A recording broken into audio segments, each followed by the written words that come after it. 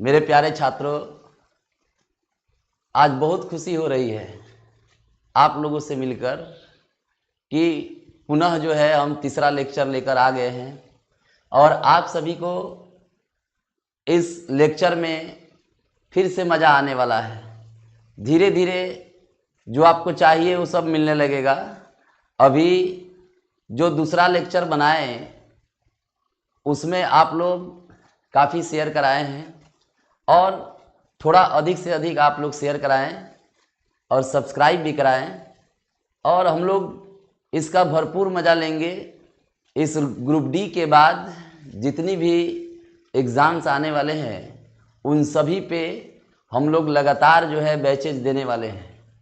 आप सभी इस कंटेंट का पूरा जो है बखूबी तरीक़ा से आप इसको एकदम सीरीज वे में तैयार करते जाएं और हम लोग जो है इसको इंटरटेनमेंट मोड में धीरे धीरे पढ़ा जाएगा और मज़ेदार बनाकर इस क्लास को एकदम ब्रेन में फिक्स करते चला जाना है। कहा जाता है कि घायल तो यहाँ सभी परिंदे हैं, घायल तो यहाँ सभी परिंदे हैं, मगर जो फिर से उड़ सका वही जिंदे हैं। इसलिए आप लोग जो है कितना एग्ज़ाम दिए होंगे और कितने बार गिरे होंगे, मगर आप कोशिश करेंगे कि ये जो है अब की बार रेलवे पार कर ही देना है। इस बार जो है रेलवे में एक सीट फिक्स करना है। रातों दिन मेहनत करिए, रातों दिन इसके पीछे एकदम पागल सा हो जाना है। और रही बात आगे सामने जो है पूजा है, इस पूजा में भी 2-3 दिन मस्ती करना है, मगर सेट लगाकर दिन में सेट लगाइए और रात में मस्ती करिए। फिर आकर मतलब दिन में 1-2 घंटा पढ़ लीजिए, उसके बाद आप फुल्ली एंजॉय करिए, मज़ा आ जाएगा। और अगर छोड़ देते हैं 2-3 दिन तो समझिए कि ये जनरल कंपटीशन दलदल भी है। अगर छोड़ देते हैं 3 दिन छोड़ेंगे तो समझिए कि आप 9 दिन पीछे चले गए। तो इसलिए आप दुर्गा पूजा में भी ये क्लास जो है लगातार डाला जाएगा और आप लोग जो है दुर्गा पूजा में भी इसको एक बार देखकर दिन में अपना देख लेंगे और सेट भी लगा लेंगे, सेट वगैरह सब डिस्कशन करके, और रात भर घूमिए ना, मस्ती करिए जितना करना है। तो अब अधिक बातें न करके चला जाए। अब देखिए आज जो मैं बताने जा रहा हूँ ये है कि लक्षद्वीप और अंडमान द्वीप, यानी कि कहने का अर्थ है कि द्वीप समूह आज पढ़ा जाए। तो द्वीप समूह पढ़ा जाए। तटवर्ती क्षेत्र में कौन कौन बंदरगाह बसे हैं इन सभी पे आज चर्चा किया जाएगा।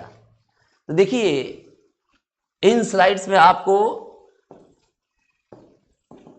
ये आपको बता चुके हैं कि ये पश्चिमी तट है और ये भी आपको बताए हैं कि ये पूर्वी तट है। अब पश्चिमी तट पूर्वी तट देखिए कितने बार आया, एक बार राज्य बताएं तो भी आया था। आज मैं इसको एक साथ मर्ज करके बताने जा रहा हूं क्योंकि अगला जो टॉपिक बढ़ गया है वो तटों का विभाजन है और तटों के विभाजन के साथ साथ मैं यहीं पे एक और टॉपिक खत्म करने जा रहा हूं, उसका नाम है बंदरगाह। अब देखिए ये बंदरगाह भी स्टैटिक है और ये राज्य जो पढ़ा रहे हैं तटों पे बसे ये भी स्टैटिक है, अर्थात एक एक स्टैटिक करके उड़ रहा है। तो आप ये पश्चिमी तट और ये पूर्वी तट पे बसे राज्य पर एक बार देखिए, फिर से एक बार पुनः। ये गुजरात है, ये गुजरात है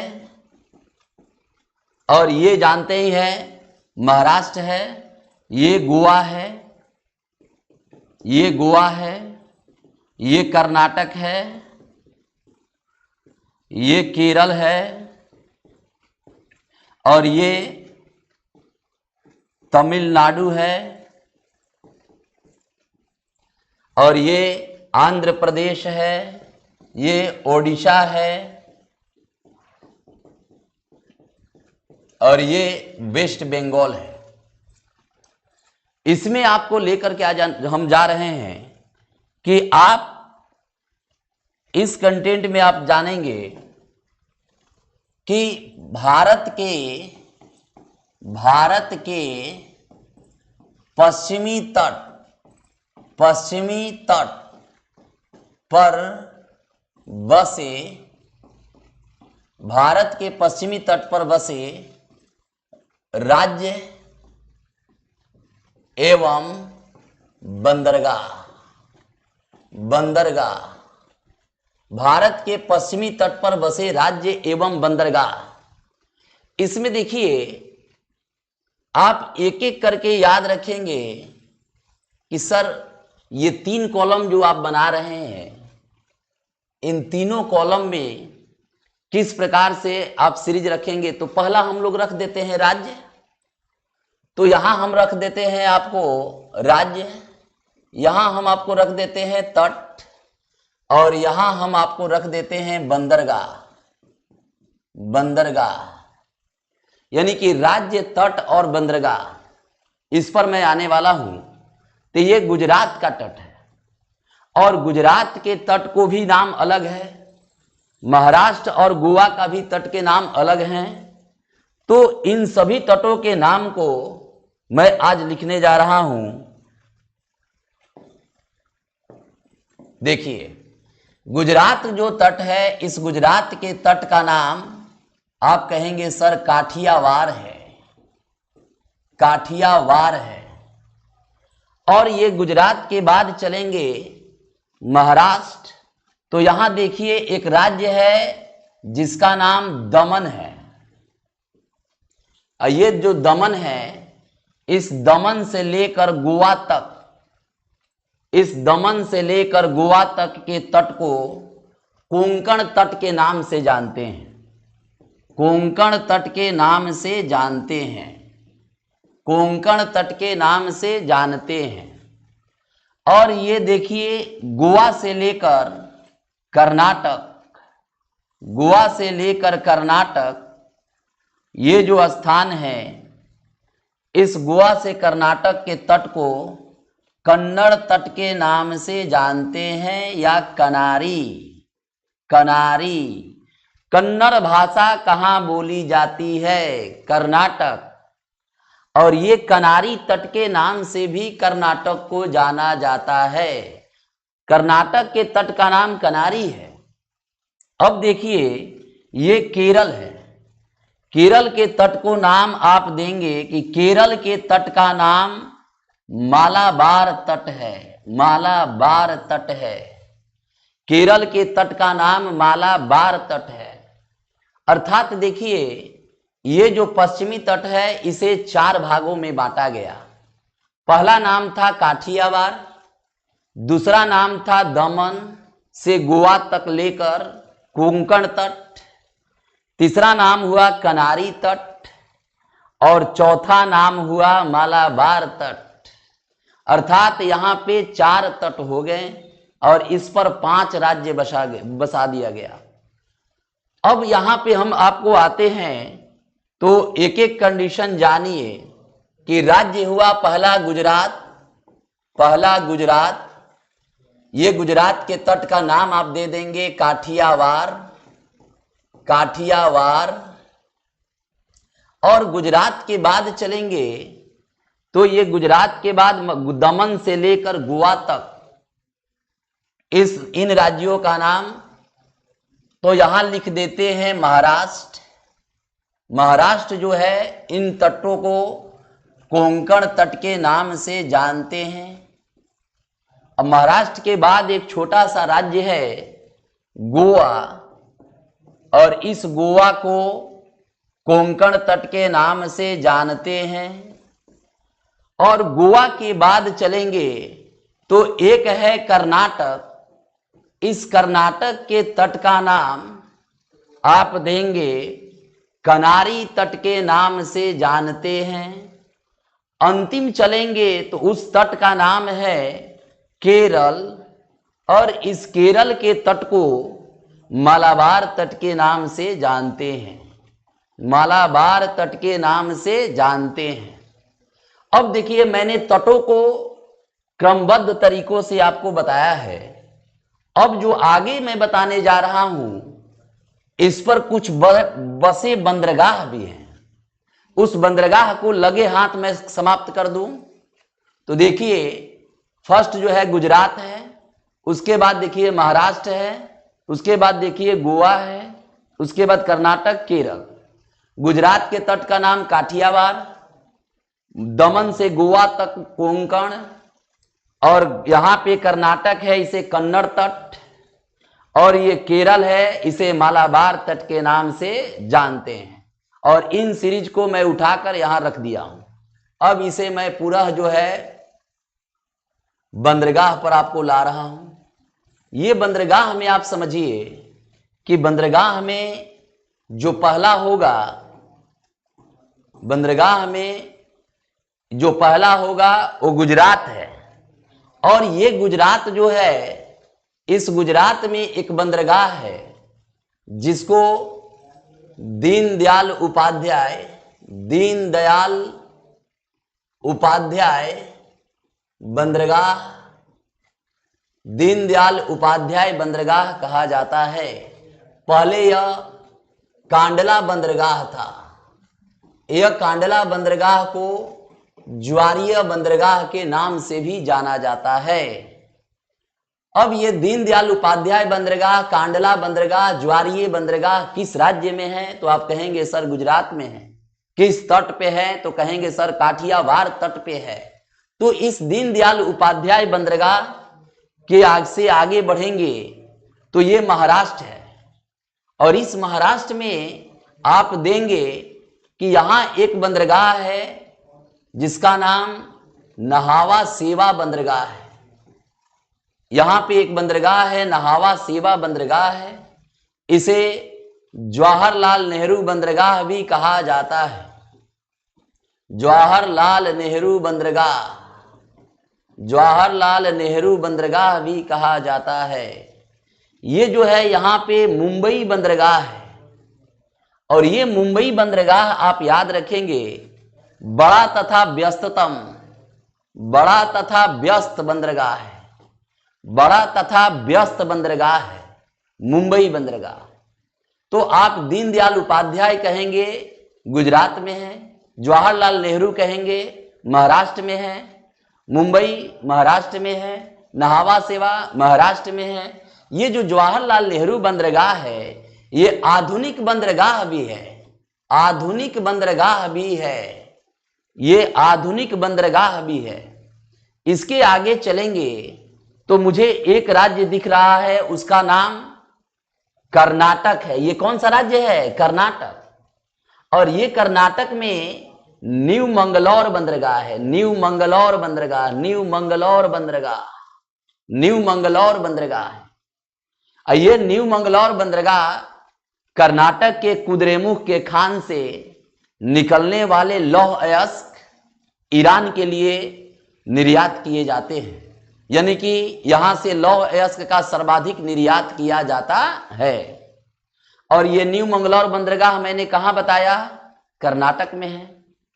और ये जो दिख रहा है ये केरल है। और इस तट को मैंने बताया है कि ये तट मालाबार तट है। और मालाबार तट आप बिल्कुल याद रखेंगे कि केरल को कहा जाता है। और ये मालाबार तट पर एक बंदरगाह है जिसका नाम कोचीन बंदरगाह है। अब कोची बंदरगाह को अरब सागर की रानी कहा जाता है। कोचीन बंदरगाह को अरब सागर की रानी कहा जाता है। अरब सागर की रानी कहा जाता है। तो आप बिल्कुल याद रखेंगे कि दीनदयाल उपाध्याय बंदरगाह गुजरात, कांडला बंदरगाह गुजरात। कांडला को किस नाम से जानेंगे? ज्वारीय बंदरगाह के नाम से जानेंगे। और ये जो है किस तट पे आधारित है? तो ये काठियावाड़ तट पे आधारित है। दमन से गोवा तक किस तट के नाम से जानते हैं? कोंकण तट के नाम से जानते हैं। इस तरह से कहेगा न्यू मंगलौर बंदरगाह कहाँ है? तो आप कहेंगे कनारी तट या कर्नाटक में है। मालाबार तट कहाँ है? तो मालाबार तट केरल में है। आप इसी तरह से इस टॉपिक को मैं यहां पुनः लिख दे रहा हूं कि आपको किसी तरह का दिक्कत न हो। काठियावाड़ तट में आप कहेंगे दीनदयाल उपाध्याय बंदरगाह है। पुनः जो है महाराष्ट्र है, कोंकण है, यहां कहेंगे कि ये बंदरगाह जवाहरलाल नेहरू और इसी में नहावा सेवा और इसी में मुंबई आप बिल्कुल याद रखेंगे, ये तीनों महाराष्ट्र में है। और ये जो है आप यहां पे दिख रहा होगा कि गोवा, तो गोवा में मार्मा गोवा बंदरगाह है, मार्मा गोवा बंदरगाह है। और ये मार्मा गोवा बंदरगाह आप बिल्कुल याद रखेंगे, क्वेश्चन आता है कि मार्मा गोवा बंदरगाह किस राज्य में है, ये नहीं पूछेगा। इसलिए नहीं पूछेगा कि वो समझ रहा है कि खींच देगा यहीं से। तो ये जो मार्मा गोवा बंदरगाह है वो कहेगा कि मार्मा गोवा बंदरगाह किस तट पर आधारित है, तो आप कहेंगे कोंकण तट पर आधारित है, क्योंकि दमन से लेकर गोवा तक मैंने बताया था कोंकण तट विस्तृत है। ये कर्नाटक है, आप कहेंगे न्यू मंगलौर बंदरगाह स्थित है, न्यू मंगलौर बंदरगाह स्थित है। और यह न्यू मंगलौर बंदरगाह ईरान के लिए लौह अयस्क निर्यात करता है। अब केरल है, ये मालाबार तट है, और यहां पे भी एक बंदरगाह है जिसका नाम कोचिन बंदरगाह लिखे हैं। और ये कोचिन बंदरगाह को पुनः मैं यहां लिख दे रहा हूं, कोचिन बंदरगाह। अरब सागर की रानी यहां लिखे हैं, अरब सागर की रानी। अब आया जाए, ये तो मैं पश्चिमी तट का वर्णन किया, इसी तरह से सेम वे में लेकर चलेंगे आपको कहां, पूर्वी तट में। और पूर्वी तट में आपको किसी तरह की दिक्कत होने वाली नहीं है। पूर्वी तट में मैं पहले ही राज्यों से परिचय करा दिया हूं, और ये राज्य से आप बिल्कुल अवगत हैं। ये तमिलनाडु है, ये तमिलनाडु है। और तमिलनाडु के तट का नाम आप बताएंगे कि तमिलनाडु के तट का नाम कोरोमंडल तट कहा जाता है, कोरोमंडल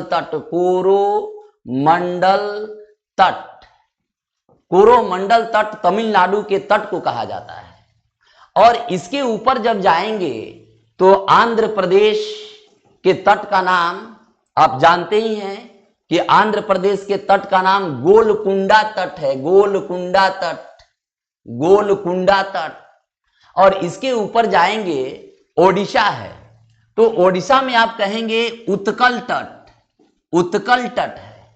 और इसके ऊपर चलेंगे तो आप जानते ही हैं पश्चिम बंगाल का गंगा सागर तट, सब तीर्थ बार बार गंगा सागर एक बार, तो उसी में आया जाए गंगा सागर तट, ये पश्चिम बंगाल। तो आप इस तरह से देखिए, कोरोमंडल तट, गोलकुंडा तट, उत्कल तट, और यहां गंगा सागर तट है।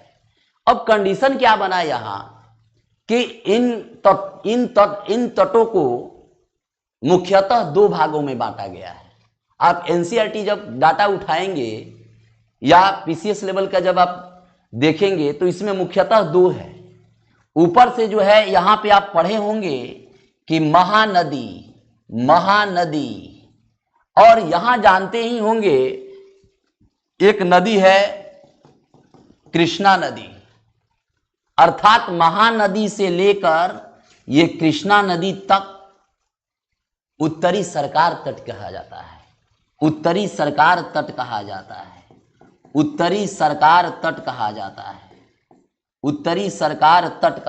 है।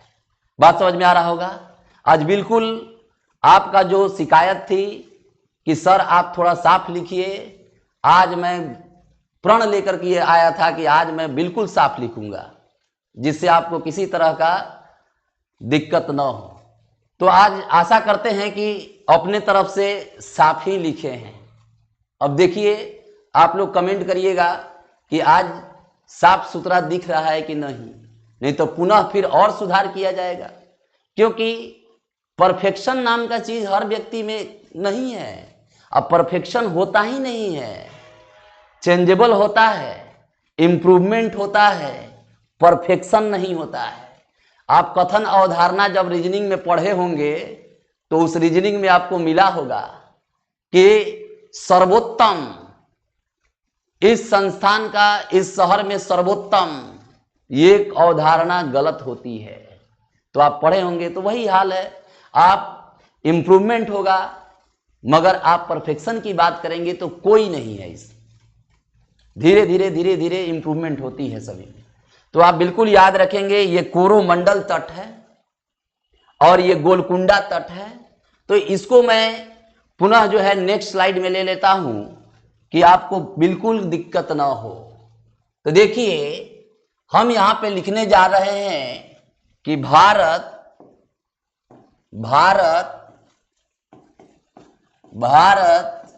के पूर्वी तट पर बसे, भारत के पूर्वी तट पर बसे राज्य एवं बंदरगाह। इस टर्म को भी मैं सेम वे में ले रहा हूं कि आपको क्लीन दिखाई दे। ये है राज्य, ये है तट और ये है बंदरगाह। अब राज्य में लीजिए आप, तो राज्य में कंडीशन पहला कहेंगे कि ये जो राज्य है पहला, नीचे से ले लेते हैं, पहला जो राज्य है वो मैं ले रहा हूं तमिलनाडु, और ये तमिलनाडु के तट ले रहे हैं कोरोमंडल, और इसके आगे जो मैं ले रहा हूं उसका नाम आप कोरोमंडल तट है। इसके आगे जो मैं ले रहा हूं ये आंध्र प्रदेश है, और आंध्र प्रदेश के बाद इन तटों को कहा जाता है गोलकुंडा तट। और आंध्र प्रदेश के ऊपर चलेंगे तो ओडिशा है, और ओडिशा का तट का नाम आप देंगे उत्कल तट। और ओडिशा के ऊपर चलेंगे तो पश्चिम बंगाल गंगा सागर तट, और ये जो है पश्चिम बंगाल लिख दे रहे हैं यहां गंगा सागर तट। तो बात बिल्कुल समझ में आ गई होगी। तमिलनाडु, आंध्र प्रदेश, ओडिशा और पश्चिम बंगाल, इस तट का नाम हो गया कोरोमंडल, गोलकुंडा, उत्कल और गंगा सागर तट।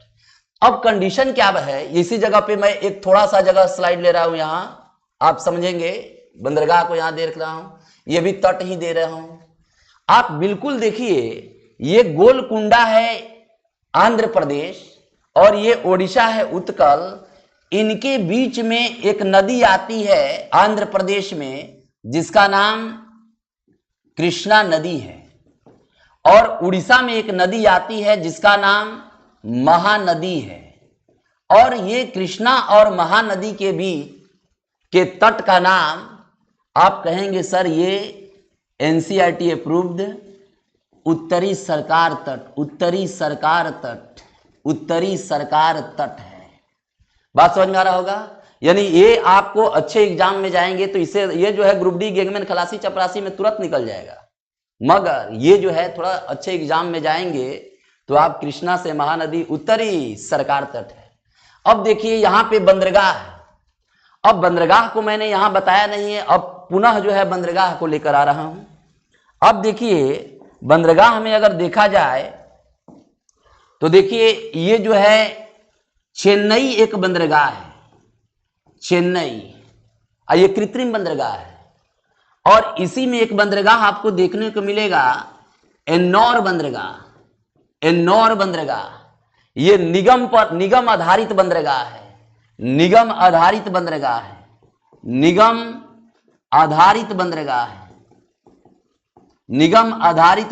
है। एन्नौर जो है, और निगम आधारित का अर्थ होता है ठेके पर आप ले सकते हैं, ठेके पर लेकर आप चला सकते हैं, अर्थात ये लिमिटेड है। तो ये चेन्नई हुआ, एन्नौर हुआ। एक और बंदरगाह है जिसको तूतीकोरिन कहा जाता है, तूतीकोरिन बंदरगाह कहां, तो आप कहेंगे सर तमिलनाडु। चेन्नई कहां, तमिलनाडु। एन्नौर कहां, तमिलनाडु। इसी तरह से ये आंध्र प्रदेश में आइए, तो आंध्र प्रदेश में भी एक बंदरगाह है जिसका नाम आप जानते ही होंगे, विशाखापट्टनम। विशाखापट्टनम, विशाखापट्टनम। ये विशाखापट्टनम भारत का सबसे गहरा बंदरगाह है और ये आंध्र प्रदेश में स्थित है। और विशाखापट्टनम जो बंदरगाह है, क्वेश्चन आता है ये कि विशाखापट्टनम बंदरगाह किस पर्वतों से घिरा है, तो आप कहेंगे विशाखापट्टनम डॉल्फिन नोज पहाड़ी से सुरक्षित है। डॉल्फिन नोज पहाड़ी से सुरक्षित है। डॉल्फिन नोज पहाड़ी से सुरक्षित है। यह डॉल्फिन नोज पहाड़ी से सुरक्षित है। अब यहां से ऊपर चलिए तो एक बंदरगाह आपको देखने को मिलेगा ओडिशा में, पारादीप बंदरगाह। पारादीप बंदरगाह, ये पारादीप बंदरगाह चावल निर्यात, चावल तथा उर्वरक, खनिज पदार्थ इत्यादि का निर्यात होता है। चावल इसलिए है क्योंकि आपसे क्वेश्चन यहां दो और पूछे जाएंगे कि राष्ट्रीय चावल अनुसंधान संस्थान, तो आप कहेंगे कटक। अंतर्राष्ट्रीय चावल अनुसंधान संस्थान फिलीपींस मनीला, मनीला शहर में या अंतर्राष्ट्रीय चावल अनुसंधान है। चावल अनुसंधान होने के कारण यहां से एक्सपोर्ट इंपोर्ट की क्रिया कराई जाती है। अब देखिए पारादीप बंदरगाह के ऊपर चलेंगे तो आपको बताए हैं गंगा सागर तट, और ये पश्चिम बंगाल है।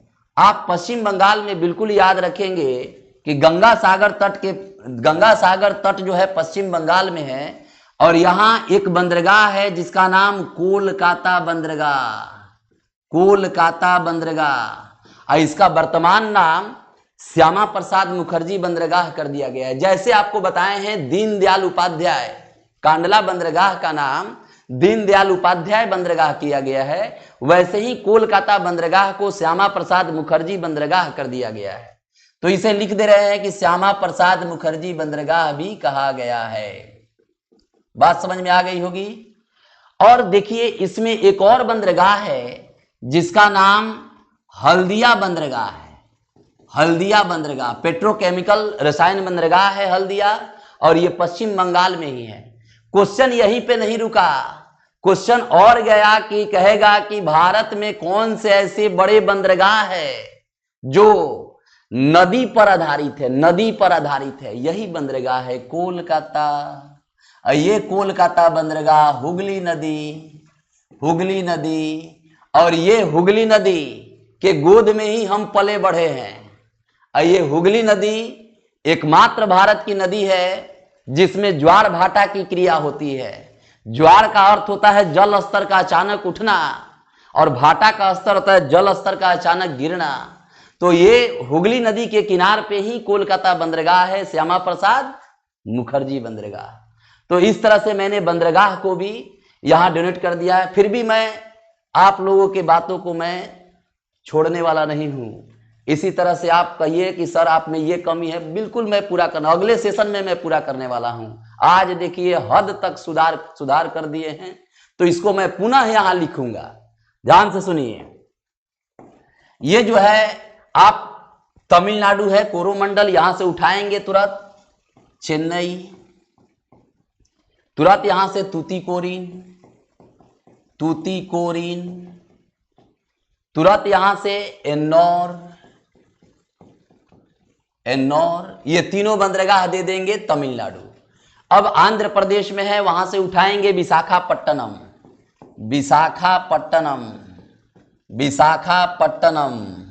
पुनः जो है हम आगे बढ़ेंगे। इसके बाद पारादीप है, पारादीप बंदरगाह। तुरंत ऊपर उठेंगे कोलकाता बंदरगाह,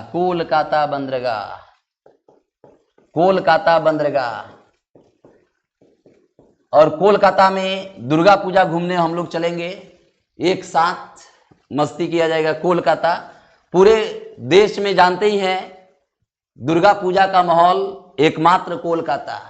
अगर दुर्गा पूजा का आनंद लेना है तो फिर वहीं चलना होगा, अमर सोनार बांग्ला कोलकाता। तो कोलकाता बंदरगाह आप बिल्कुल याद रखेंगे। अगला जो है एक बंदरगाह हल्दिया बंदरगाह, ये सब पश्चिम बंगाल में है। कोई दिक्कत? तो मैंने एक टॉपिक, मजेदार टॉपिक और सबसे इंपॉर्टेंट टॉपिक समाप्त किया कि भारत के पश्चिमी तट पे राज्य, तट एवं बंदरगाह, तटों के नाम एवं बंदरगाह किस राज्य में है, किस तट पे है, इस मामला को मैंने निपटा दिया। अब देखिए, देर न करते हुए पुनः मैं आगे बढ़ रहा हूं द्वीप समूह पर। कौन समूह? द्वीप समूह।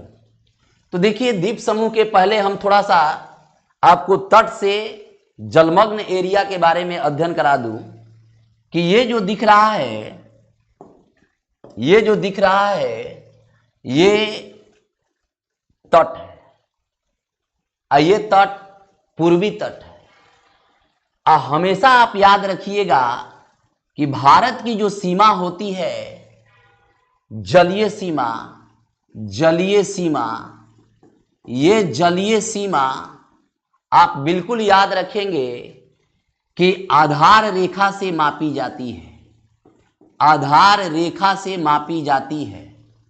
और ये आधार रेखा से इसकी जो है 3 सीमाएं बांटी गई है।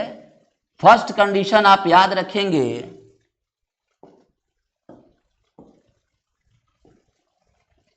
सेकंड कंडीशन आप याद रखेंगे, और अंतिम कंडीशन आप याद रखेंगे। ये 3 कंडीशन मैंने बताया, और चौथा जो है उसको भी मैं उलट दूं किसी अन्य कलर से। तो चौथा जो है आप इसी से लीजिए, ये 12 नॉटिकल मील है और ये 24 नॉटिकल मील है और ये 200 नॉटिकल मील है।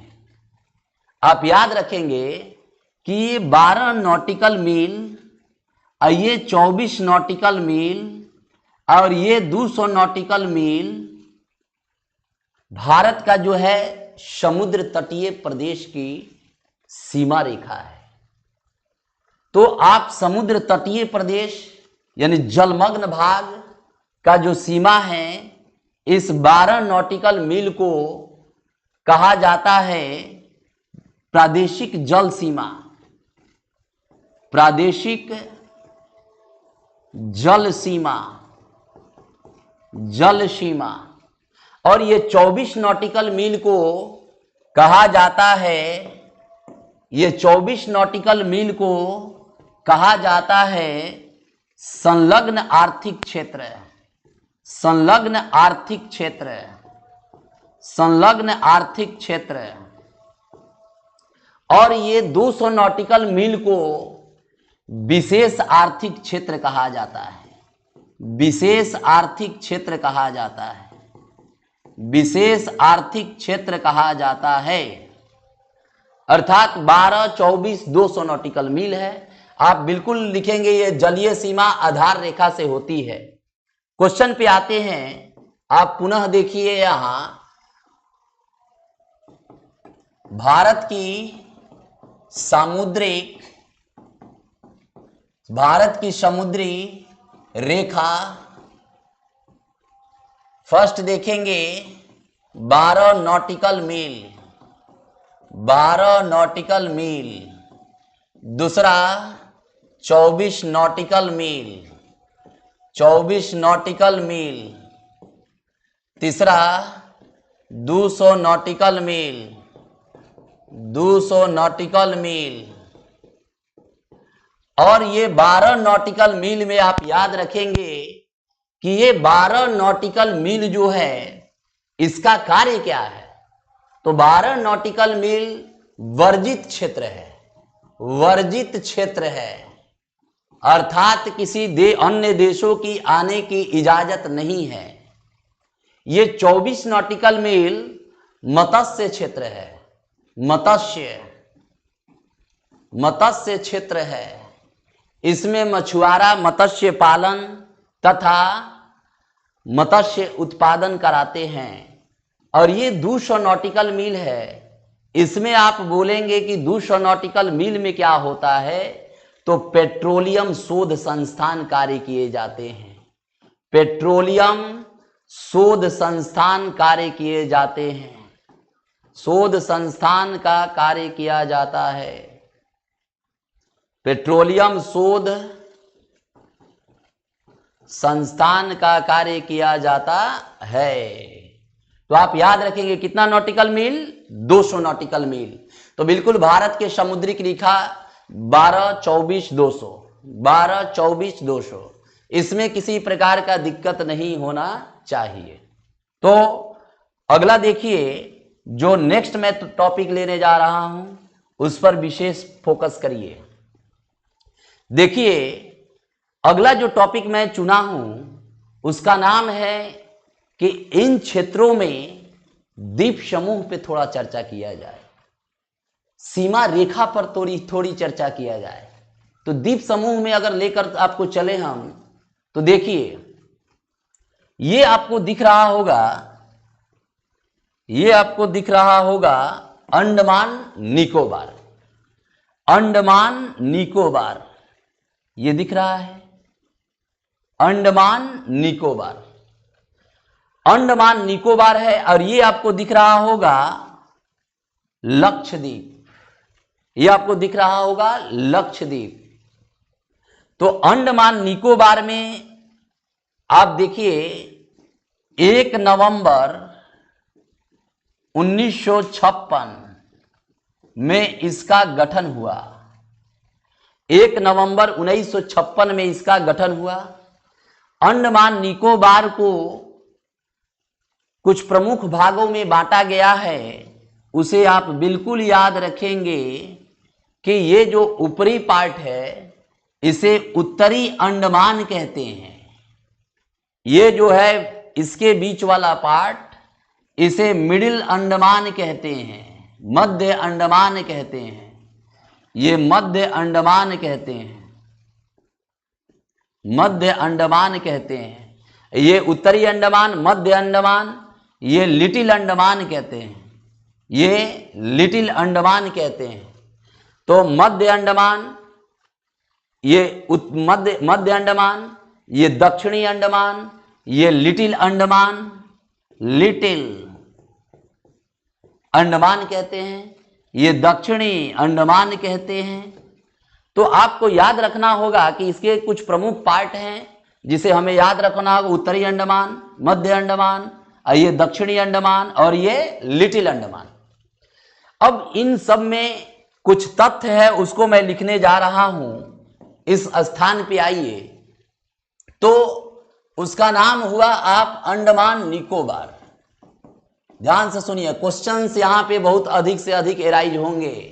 अंडमान निकोबार, अंडमान निकोबार, देखिए अंडमान निकोबार को आप बिल्कुल कंटेंट में रखिए। 1956 में गठन हुआ। ये अंडमान निकोबार ज्वालामुखी ज्वालामुखी ज्वालामुखी निर्मित द्वीप है, ज्वालामुखी निर्मित द्वीप है, ये ज्वालामुखी निर्मित द्वीप है। अंडमान निकोबार की राजधानी पोर्ट ब्लेयर, पोर्ट ब्लेयर, और ये पोर्ट ब्लेयर का नाम बदल के विजयपुरम कर दिया गया है, विजयपुरम कर दिया गया है। पोर्ट ब्लेयर का नाम बदलकर विजयपुरम कर दिया गया है। बहुत अच्छे तरीका से याद रख लेंगे। अब देखिए इसमें क्वेश्चन आता है कि अंडमान निकोबार की ऊंची चोटी, तो आप कहेंगे अंडमान निकोबार की ऊंची चोटी कल्याण शिखर, कल्याण शिखर पर्वत पर, कल्याण शिखर पर्वत पर सैडल पीक है, सैडल पीक है, सैडल पीक है। आपको याद रखना होगा कल्याण शिखर पर्वत पर सैडल पीक है। अब बिल्कुल याद रखिए कि ये 1956 ज्वालामुखी पर्वत, पोर्ट ब्लेयर और ये कल्याण शिखर पर सैडल पीक है। ये जो पोर्ट ब्लेयर दिख रहा है, क्वेश्चन यहां भी बनते हैं। यहां पे आप क्वेश्चन लेके चलेंगे कि पोर्ट ब्लेयर, पोर्ट ब्लेयर दक्षिणी अंडमान, दक्षिणी अंडमान, पोर्ट ब्लेयर दक्षिणी अंडमान में स्थित है। तो आप बिल्कुल ये भी याद रखना होगा कि ये पोर्ट ब्लेयर है, इसका नाम विजयपुरम हो गया है, विजयपुरम। और ये कल्याण शिखर पर्वत पर सैडल पीक बसा हुआ है। अब कंडीशन आगे देखिए,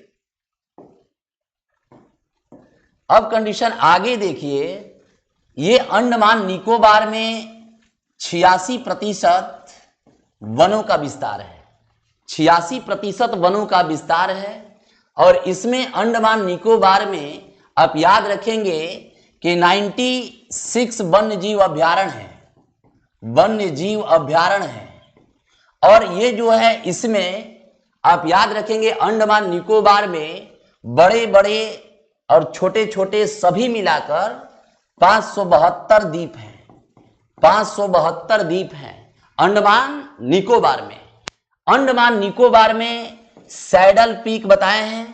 और अंडमान निकोबार में एक जेल है जो सेल्यूलर जेल है, जिसमें काले पानी की सजा दी जाती है। सेल्यूलर जेल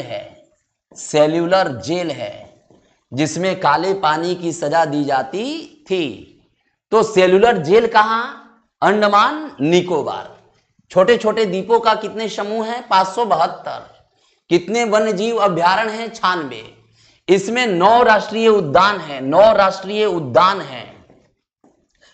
राष्ट्रीय उद्यान हैं।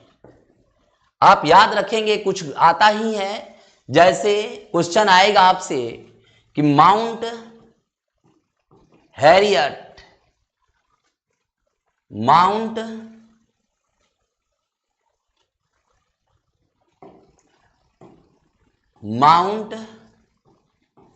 हैरियट, राष्ट्रीय उद्यान, गलतया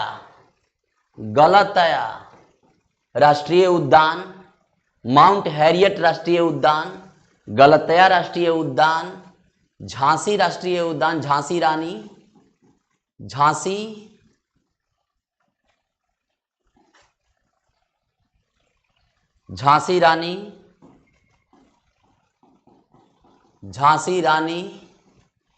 नॉर्थ बटन,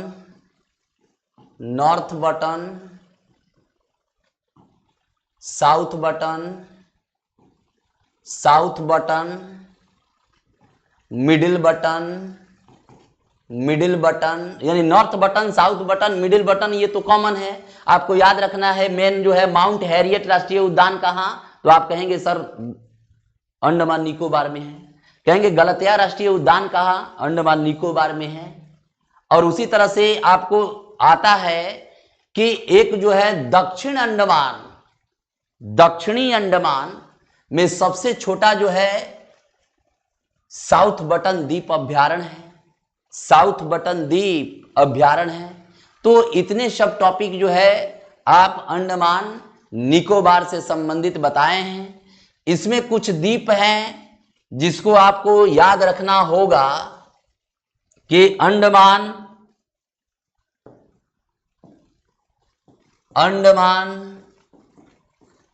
में कुछ द्वीपों का परिवर्तित नाम,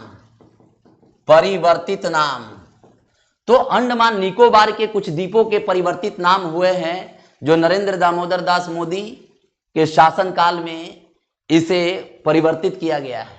जैसे आपसे क्वेश्चन कहेगा कि नील द्वीप का नाम क्या हुआ है, तो आप कहेंगे सर नील द्वीप का नाम, एक नील द्वीप है, लिख देते हैं पूरा, एक नील द्वीप है, एक हेबलक द्वीप है, हेबलक द्वीप,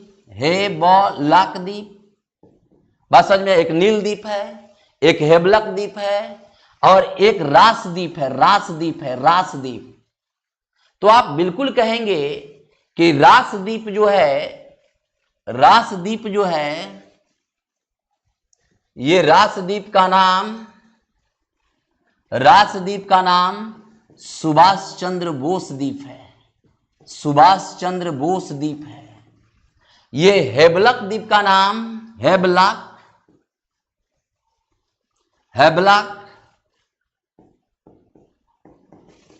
द्वीप का नाम स्वराज द्वीप है। और नील द्वीप का नाम शहीद द्वीप है। शहीद द्वीप है, बहुत इंपॉर्टेंट।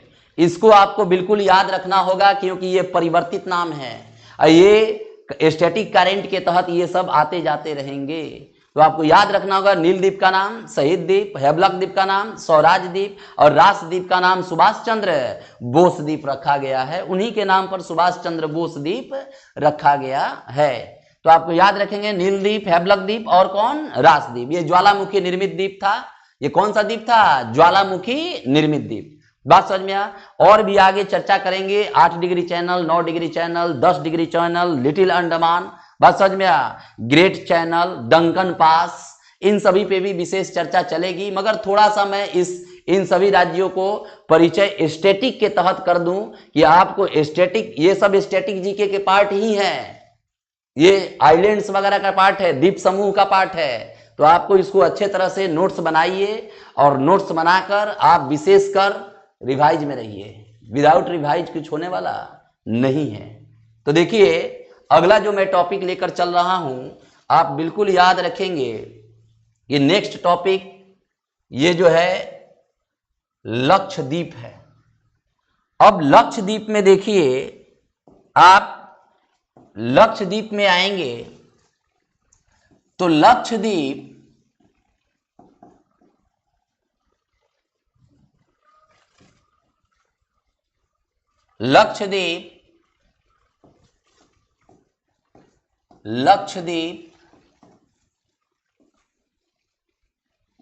गठन वही सेम कंडीशन में 1956, गठन 1956 में है।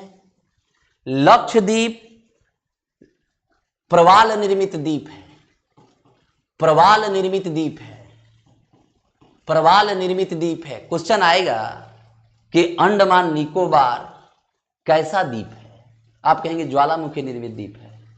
कहेगा लक्षद्वीप कैसा द्वीप है? प्रवाल निर्मित द्वीप है। प्रवाल का निर्माण किससे होता है?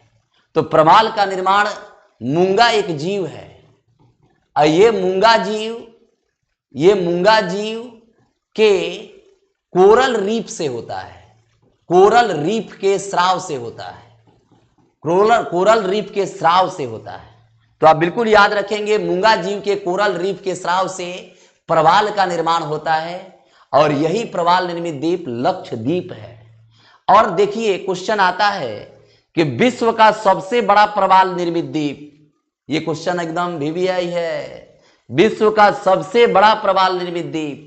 तो आप कहेंगे विश्व का सबसे बड़ा प्रवाल निर्मित द्वीप ग्रेट बैरियर रीफ है, ग्रेट बैरियर रीफ है। ग्रेट बैरियर रीफ ऑस्ट्रेलिया के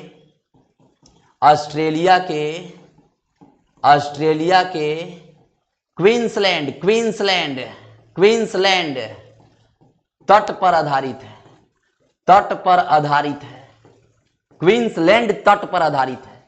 तो आप बिल्कुल याद रखेंगे विश्व का सबसे बड़ा द्वीप तो कहेंगे ग्रेट बैरियर रीफ जो ऑस्ट्रेलिया के क्वींसलैंड तट पर आधारित है। कहेगा लक्षद्वीप कैसा द्वीप? तो प्रवाल निर्मित द्वीप। ग्रेट बैरियर रीफ कैसा द्वीप? प्रवाल निर्मित द्वीप। उसी के तर्ज पे आप चलेंगे तो लक्षद्वीप की राजधानी कवारती है। अंडमान निकोबार की राजधानी पोर्ट ब्लेयर, किंतु वर्तमान नाम चेंज करके विजयपुरम कर दिया गया है। विजयपुरम विशेषकर फोकस करेंगे वहां पे। और द्वीप में भी हमें बताया है नील द्वीप, हेवलक द्वीप और स्वराज द्वीप। इस पे भी थोड़ा विशेष फोकस करेंगे। तो आप बिल्कुल याद रखेंगे लक्षद्वीप की राजधानी कावर्ती है और ये कावर्ती जो है आप लक्षद्वीप में पड़ता है और ये 32 वर्ग किलोमीटर क्षेत्रफल में लक्षद्वीप फैला हुआ है। अब देखिए लक्षद्वीप में आया जाए तो आपसे क्वेश्चन कहेगा कि लक्षद्वीप में कुछ द्वीप ऐसे हैं जिसके नाम आपको बार बार मिलेगा। कहेगा अमीनी द्वीप कहां है? तो अमीनी द्वीप लक्षद्वीप में है। कहेगा लक्का द्वीप कहां है?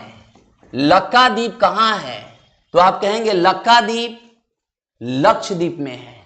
कहेगा अगाती द्वीप कहां है? अगाती द्वीप कहां है?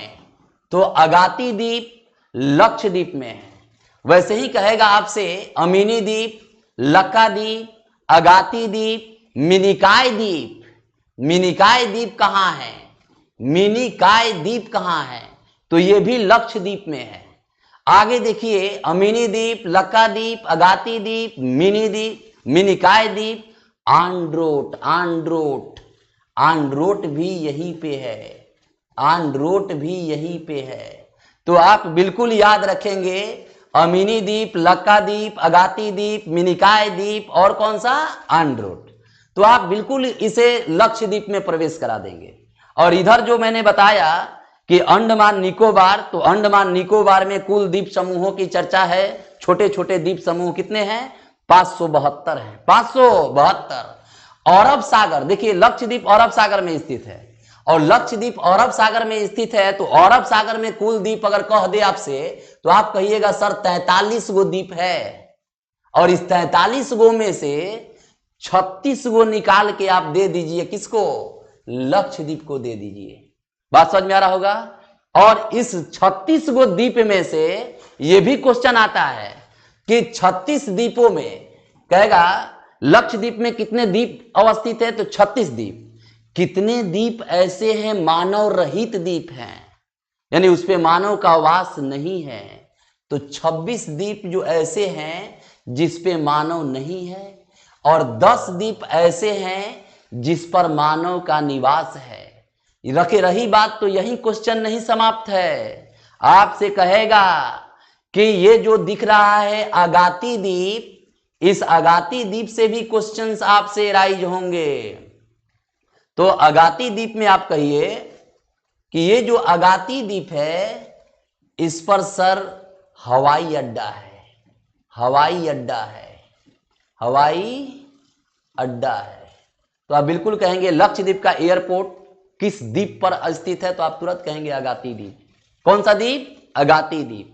तो मैंने आज देखिए अपने सेशन में इतने फास्ट लेकर चल रहा हूं कि एक एक दिन में, और पूरा विस्तृत, ये नहीं कि मैं उसको उड़ाकर भाग रहा हूं, एकदम विस्तृत वे में मैं हर टॉपिक को एकदम डाटा वाइज उतारते हुए जा रहे हैं। और आप बिल्कुल निसंदेह एकदम डाटा बनाइए, और मैप के पीछे इस बात को लिखते जाइए, और आगे इस बात को पेंसिल का प्रयोग करके भरपूर मैप क्या करिए? प्रयोग करिए। क्योंकि मेरा नारा कभी फेल नहीं हो सकता, मैप करो बर्बाद और जिंदगी करो आबाद। ये बिल्कुल जैसे आज मैं दिख रहा है कि इतने जो धकाधक जो मैं बोलते जा रहा हूं, ये सब किसका देन है? इसी का देन है। समझ में आ रहा होगा। और इस तरह से ही आपको तैयारी करना होगा कि आप कंफ्यूजन का शिकार न हो, क्योंकि अब हम लोग से कंफ्यूजन होने वाला है। वहां बैठने के बाद कौन किसका है, तुरंत एकदम डायरेक्ट हिट आंसर दे सकते हैं कि सर ये होगा, इसका ये होगा। तो कंफ्यूजन में रहकर नहीं रहना है। बिल्कुल जिस टॉपिक को आप पकड़िए उसे आप समाप्त करने की कोशिश करिए। कोई दिक्कत? आगे देखिए नेक्स्ट, अंतिम जो मैं बात करने जा रहा हूं उस पर विशेष फोकस देखिए। ये हमने बताया था कि ये पाकिस्तान है,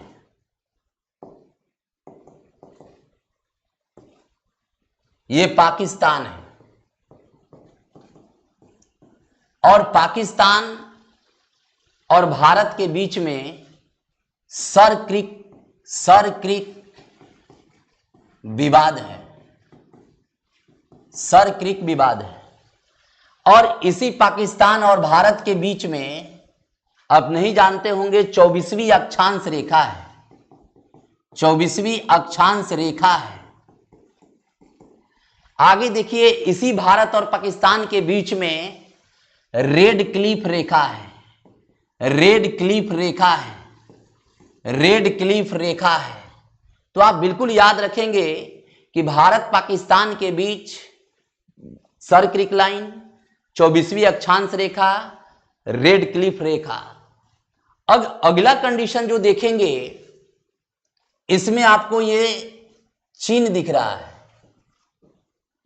और तिब्बत उस दिन बताए थे, और यहां जो दिख रहा है अफगानिस्तान दिख रहा है, अफगानिस्तान दिख रहा है, अफगानिस्तान दिख रहा है। देखिए अफगानिस्तान में आएंगे तो यहां एक लाइन है जिसका नाम आप सुने ही होंगे, डुरंड लाइन। डुरंड लाइन निर्माण के समय यह डुरंड लाइन भारत और अफगानिस्तान के बीच में था, लेकिन वर्तमान में पाकिस्तान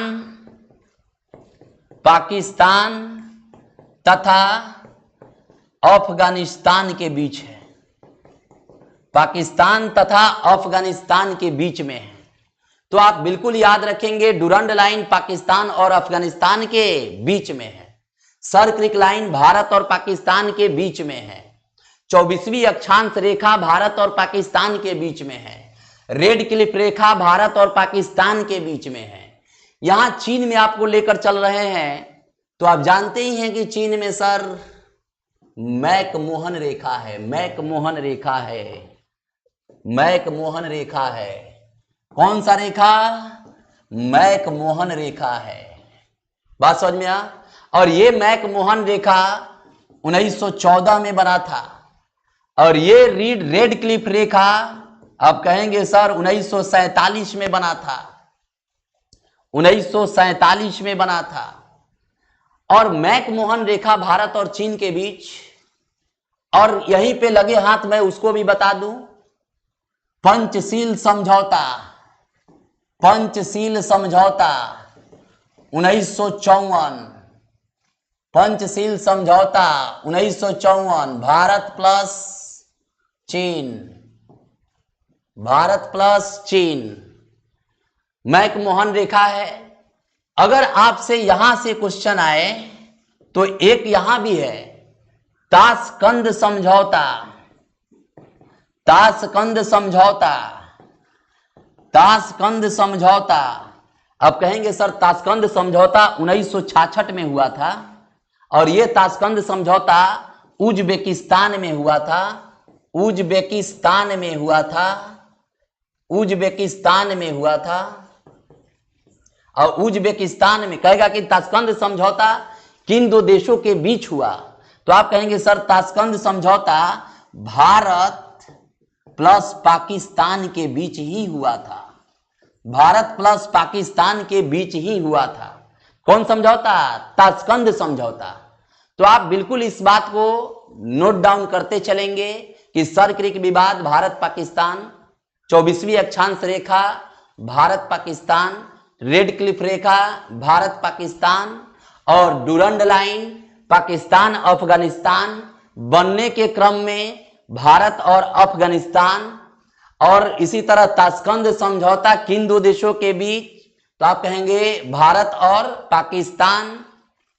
ताशकंद समझौता कहां हुआ था, तो आप कहेंगे सर उज्बेकिस्तान, जो सेंट्रल एशिया का मध्य देश है, Tajikistan, Turkmenistan, Kazakhstan, Kyrgyzstan, Uzbekistan, उन सभी देशों में एक बीच का देश है, उसका नाम है उज्बेकिस्तान। उसी देश में ये ताशकंद समझौता हुए थे। तो अगला देखिए कंडीशन, ये नेपाल है, ये नेपाल है। तो नेपाल के लिए मैं आपसे समझाने जा रहा हूं कि नेपाल जो है, नेपाल जो है, सुनिए, नेपाल ये जो दिख रहा है ना, ये नेपाल है। अब ये नेपाल है, आप ध्यान से सुनिए कि ये नेपाल है।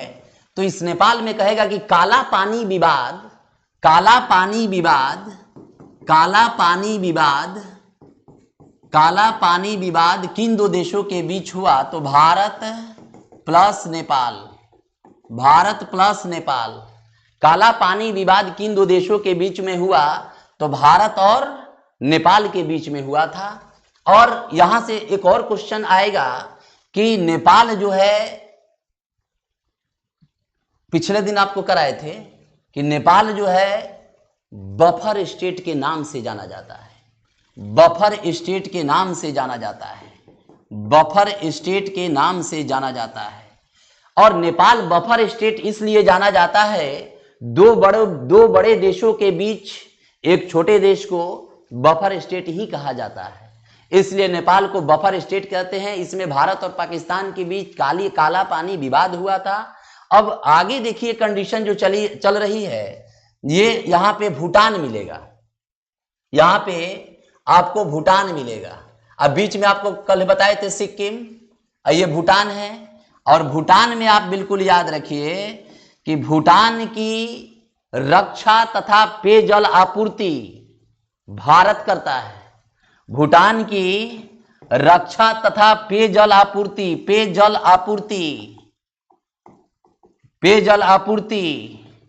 भारत करता है।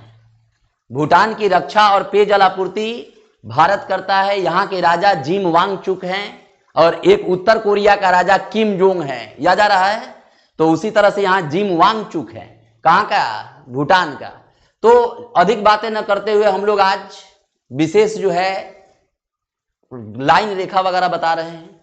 और इधर से देखिए कितने मैं पढ़ाया हूं, पश्चिमी तट, पूर्वी तट, पश्चिमी तट पे बसे राज्य, तट, बंदरगाह, देखिए तट भी हो गया, बंदरगाह भी हो गया, और इधर से सीमा रेखा पर चर्चा भी कर दिए। इधर अंडमान निकोबार का भी चर्चा कर दिए, इधर आपको लक्षद्वीप की भी चर्चा कर दिए।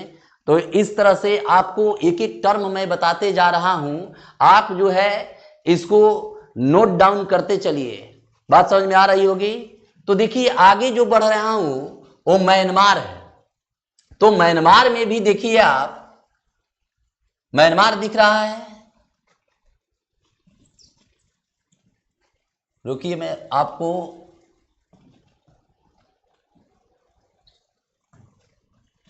देखिए, ये जो म्यांमार दिख रहा है ना, ये जो दिख रहा है, तो यहां पे ये जो दिख रहा है ये म्यांमार है। और यहां जो दिख रहा है ये बांग्लादेश है।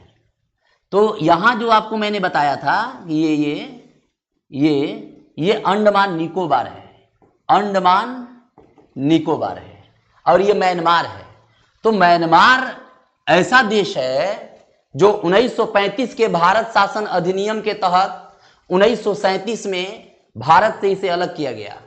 और ये म्यांमार को भारत कोको चैनल दिया है, कोको चैनल दिया है।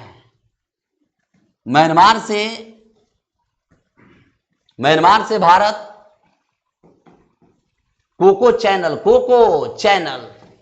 और इसमें अराकान योमा पर्वत है, अराकान योमा पर्वत है। तो अराकान योमा पर्वत कहां, म्यांमार।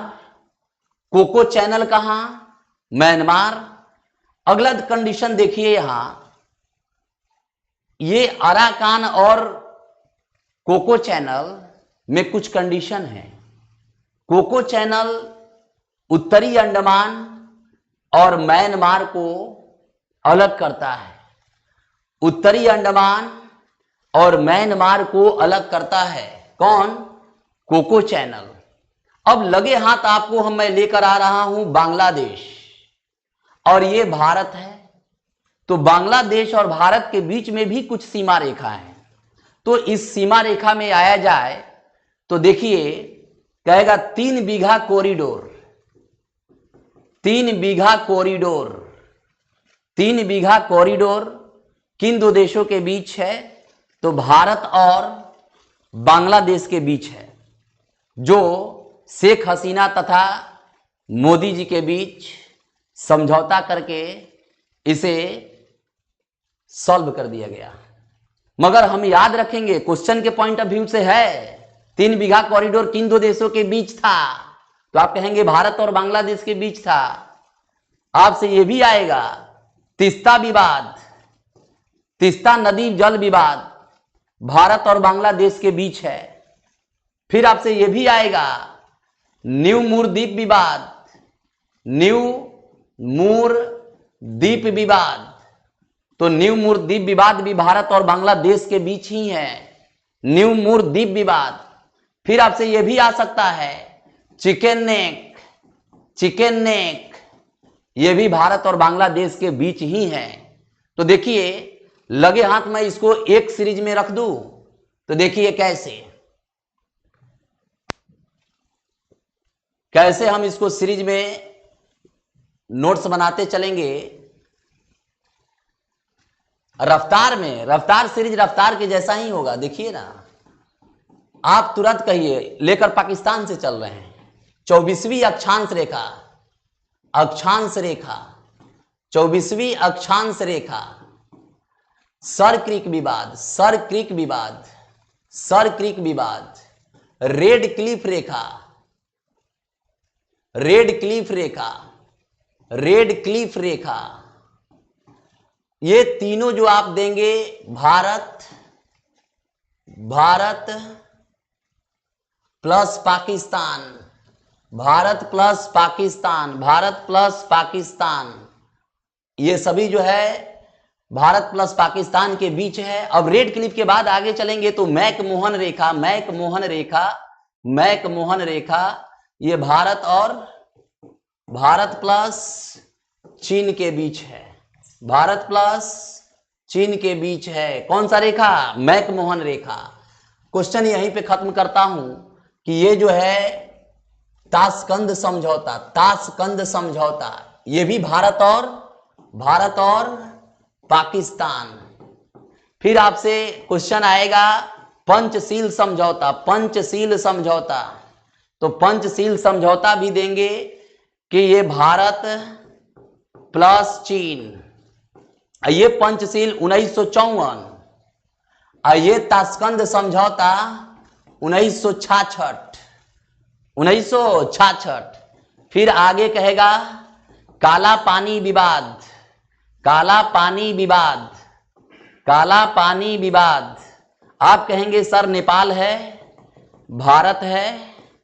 फिर देखिए आगे काला पानी विवाद के बाद चलेंगे तो आप बिल्कुल कहिए कि सर म्यांमार में भी बताए थे, तो म्यांमार में हमने बताया अराकान, अराकान, अराकान योमा पर्वत।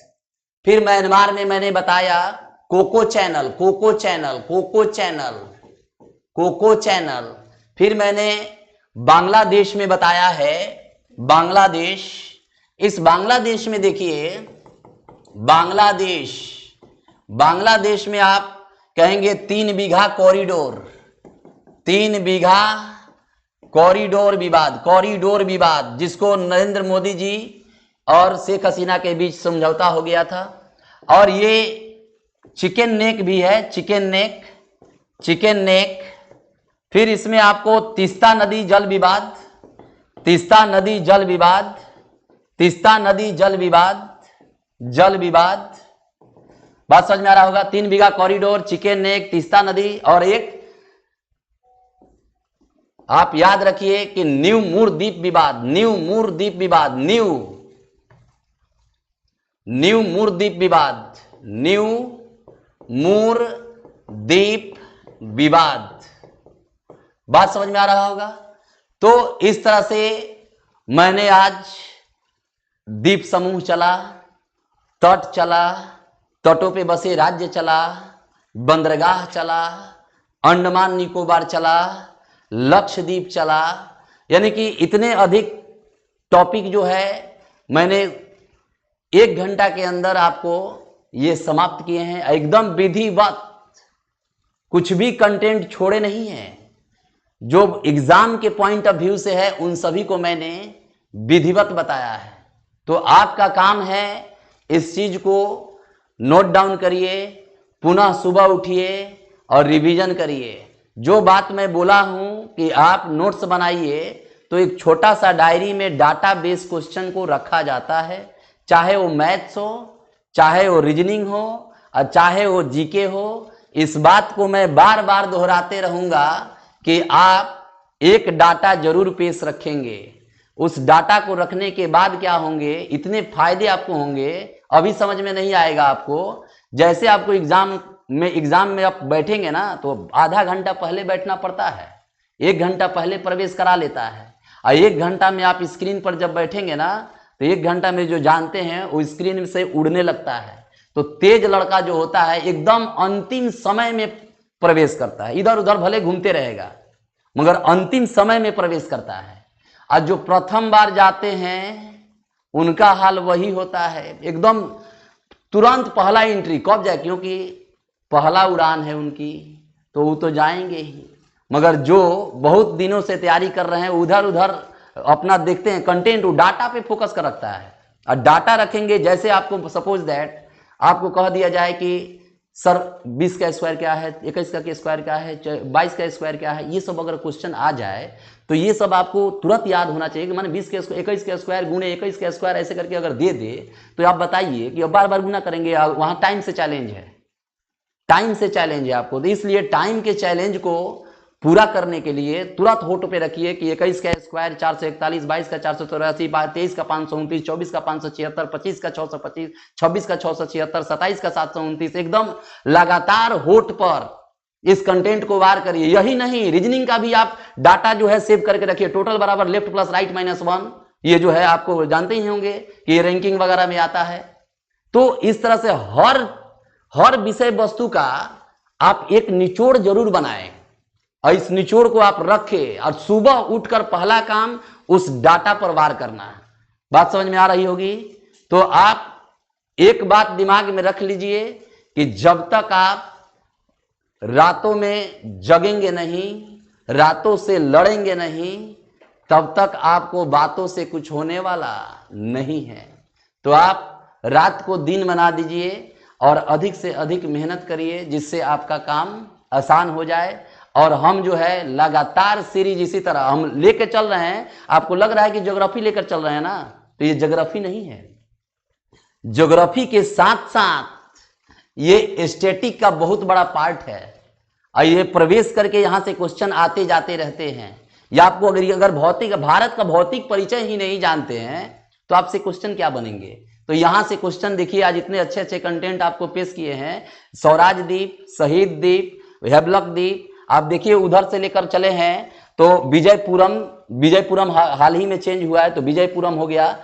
सब लोग मारता है। अभी भी क्वेश्चन पूछिएगा कि अंडमान निकोबार की राजधानी, तो 100 में से हमको लग रहा है कि 60% लड़का बोलेगा कि सर अंडमान निकोबार की राजधानी पोर्ट ब्लेयर है, किंतु नाम उसका चेंज करके विजयपुरम किया गया है। तो ये ऐसे सब डाटा जो है, करेंट वाला जो डाटा है, ये करेंट वाले डाटा पर विशेष फोकस करना है कि कहां पे वर्तमान परिवर्तन है।